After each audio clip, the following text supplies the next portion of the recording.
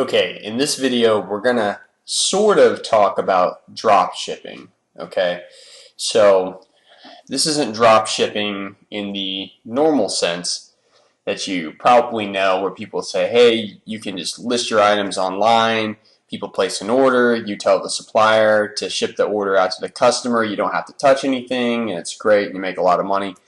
I don't really have experience with drop shipping in that manner. I don't really overall think it's a really bad way to do online retail. I just think that there's not a lot of money in it. Some people make money, but the issue is, okay, if you're drop shipping, more likely than not, your service is going to be terrible, and your margins are going to be terrible as well for you to be competitive. So you're either going to be offering a product for $50, $60 over market value or something like that, and getting slow shipping time, or you're going to be making like a penny on a $100 item, and your shipping time is still going to be pretty slow. So the drop shipping I'm going to talk about here is shipping your items directly from your supplier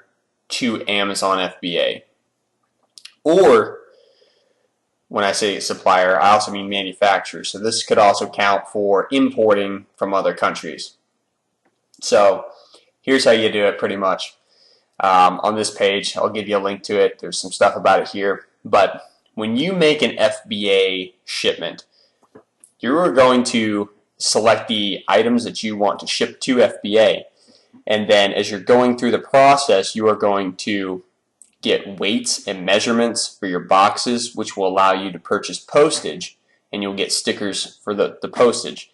And then you'll also get a label from Amazon that is supposed to be stuck on the box as well that designates what is in it. Okay, what shipment is this? What are the contents of this shipment? Okay, so if you are in Georgia and your supplier is in California, then here's what you do.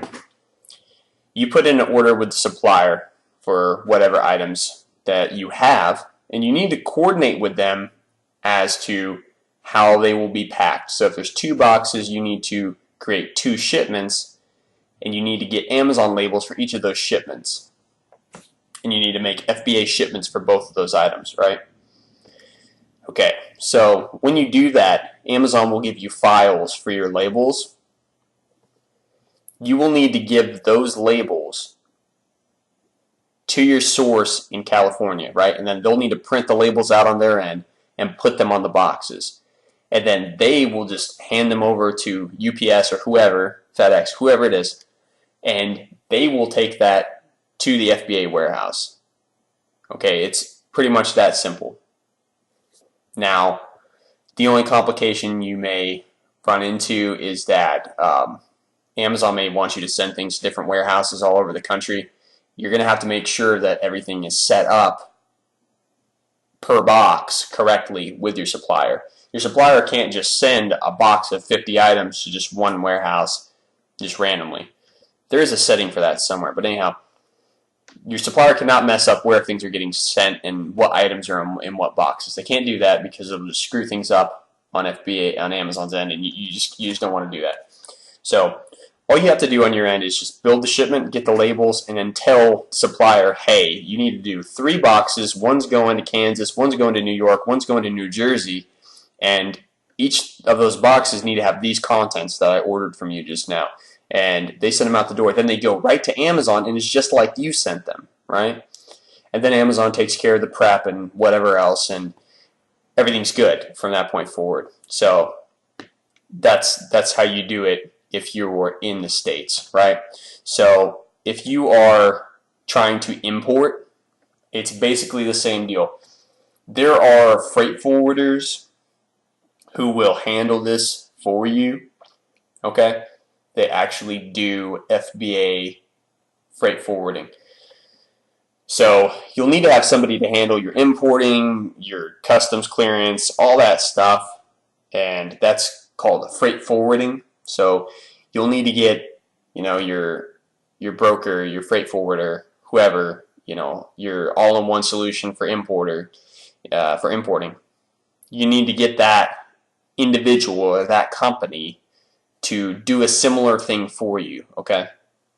And also, when you're importing from China and countries like that, sometimes they'll send you items without the UPC on them. You need to make sure that your items are labeled when they come in, because you can't send unlabeled items to FBA, right?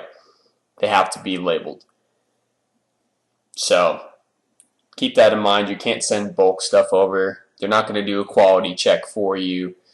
They're not going to do any of that stuff. So if you can get a freight forwarder who's familiar with the FBA process, that's really great. That's probably who you should use. That'll make things a lot easier. You don't want to be using a freight forwarder who has no idea how to get this stuff to Amazon. So definitely keep that in mind whenever you're trying to import. Importing is, it's a big deal, and you've probably got, it's a lot of resources, a lot of coordination. You got stuff coming from other countries. It's a big deal. So make sure you get somebody who's at least aware of the idea of that. And that's how you do those two things. That's how you drop ship your items from the supplier directly to Amazon. It'll save you time. It'll save you money. Instead of them shipping it to you and then you shipping it to Amazon, it can definitely save you some time. Obviously, this model is not for everybody, especially if you're doing your own prep. You can't do this at all. But if you are going to take Amazon's prep services, or you somehow have items that don't require any prep whatsoever, then you got lucky, and you're definitely, you're going to be fine doing it like that. So, alright, I'll put this link in the file associated with this video, and thank you for watching.